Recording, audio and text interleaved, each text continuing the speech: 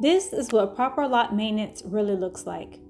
You're looking at new growth, faded color, and grown out parts. So in this session, I'm taking her from this to clean, retighten, refresh color, and hydrated sealed locks. I'll walk you through the color I'm using, how I apply it, how I properly cleanse, and how I retighten without compromising the health of her locks. So pay attention to the parting and the color blend at the end. These are all the materials I'm using for my color: gloves, mixers, bowls. I'm using the color 2N on her roots, and this is from the Matrix So Color line. And I'm also mixing it with 20 volume developer. Depending on new growth will depend on how much to mix.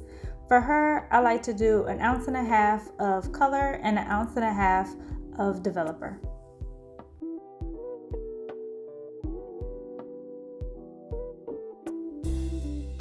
Right now, I'm sectioning her hair in 4 sections. I wanted to show this part just in case there's someone out there that wants to color their own hair or color their friend's hair. And this 4th section I feel is very important. When I was in beauty school, if I didn't do this 4th section and then outline it, I would end up with spots, where it was not colored. So I just wanted to show this part to really emphasize how important it is to outline the 4 sections. So as you part down the middle and then from ear to ear, you really want to make sure you're coloring those parts, and that way you'll never have a section where you've missed color. Just FYI, if you ever wanted to know if that ever happened to you, this is an important step.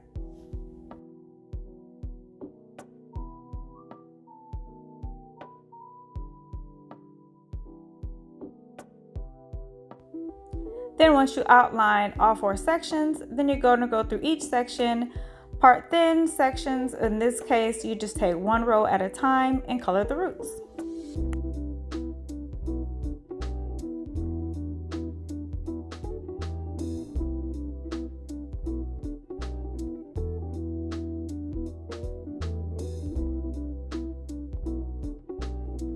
And always cover with a shower cap. You don't always have to be under the dryer, but definitely cover with a shower cap.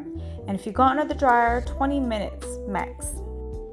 Another coloring tip, if you're using especially black color, don't want that stain to be on your skin, just take a few minutes and rub around the hairline, because color removes color. Doing this gentle rub will help remove the stain from the foreheads. So if this ever happened to you, if you're ever doing a client, that's just another tip to help you to eliminate that embarrassment of leaving the stain on their forehead. And while rinsing color, you want to make sure you rinse until the color is completely gone. One indication of this is when you see the water running clear, or when you don't see any more suds from the hair. You want to make sure you're getting in between, especially in the back, because sometimes the back is a little neglected, and that's where you'll start to see breakage and dry spots because color wasn't rinsed out properly. So you want to make sure you're getting really in there, taking your time, rinsing out properly until there's no more suds or until the water is clear.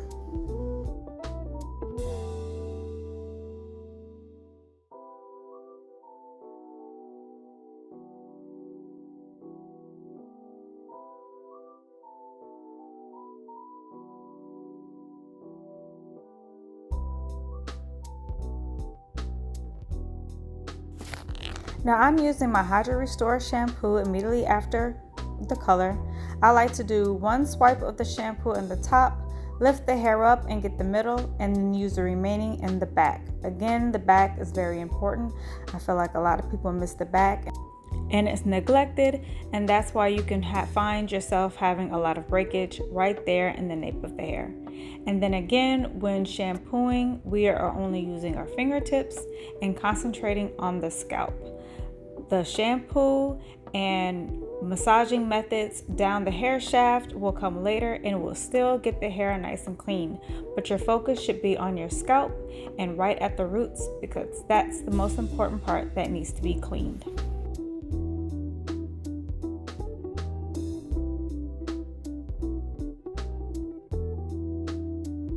After 2 shampoos, I'm going in with my Hydra Restore conditioner with a generous amount. And this time I'm trying to avoid the scalp, and I just want to concentrate on the hair as close as I can to the roots and throughout to the ends.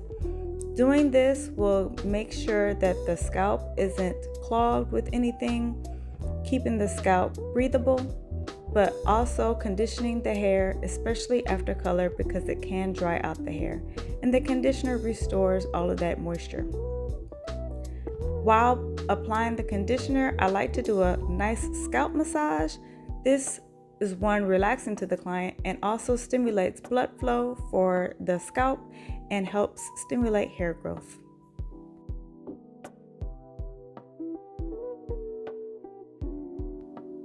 Now that we're all rinsed out, as you can see, her roots are nice and colored, and now it is just time for a retightening. I like to lift all the hair up into a high ponytail, and I start in the back.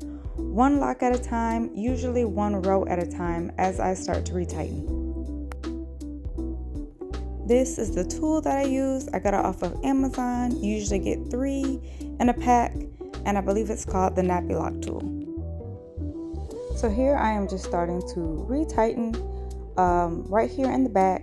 Like I said, just 1 lock at a time. And I do find that after a shampoo, when the hair is still wet, it is a lot easier for the hairs that are not supposed to be in the lock to slip out a lot better, so that you avoid a lot of popping.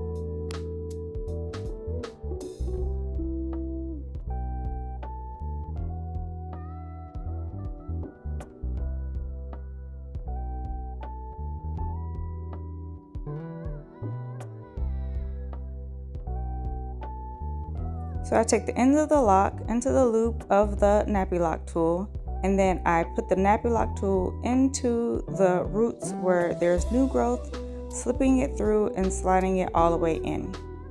Now for me, when I'm doing my lock retightening, I like to do, I guess what you would call a 3-point. I really don't think any of the points really matter. I just like to make sure I don't slip it into the same exact hole. So I go from side, middle, side, middle. That's the routine or the pattern that I follow.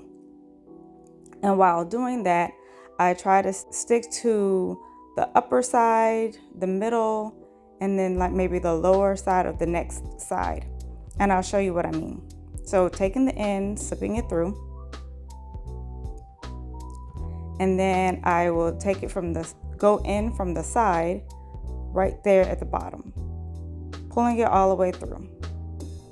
Then into the middle on the side, slipping it through, and then on the other side at the very top.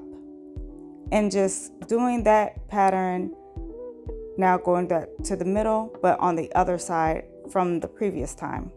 Hopefully all of that makes sense. If not, if you rewind it, I'm pretty sure it will once you see it, me doing it again. So this is just to ensure that I don't create holes in the lock, and that when I'm slipping it through, it creates a strong lock and not any holes. Hopefully that makes sense. If not, I can do a more detailed video later.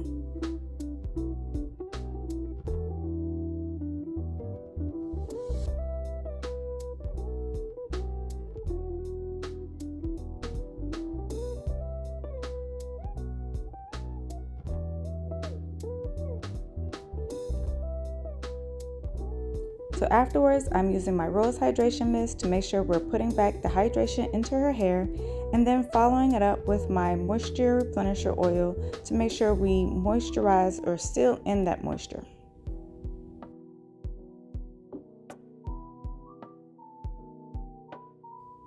We don't want to forget about the scalp, and we use my Black Seed Root Stimulator to make sure her scalp is nice and healthy, gets everything from itchiness or irritation. That helps, and it also stimulates hair growth.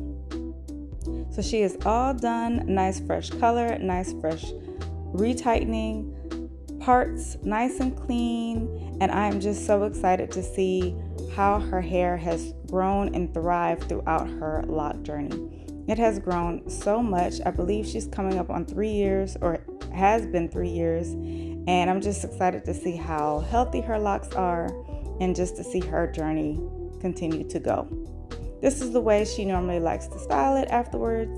So if you have any questions, please comment down below. Save this video for the time when you're retightening or coloring your locks, and let me know if you have any questions. See you next Thursday.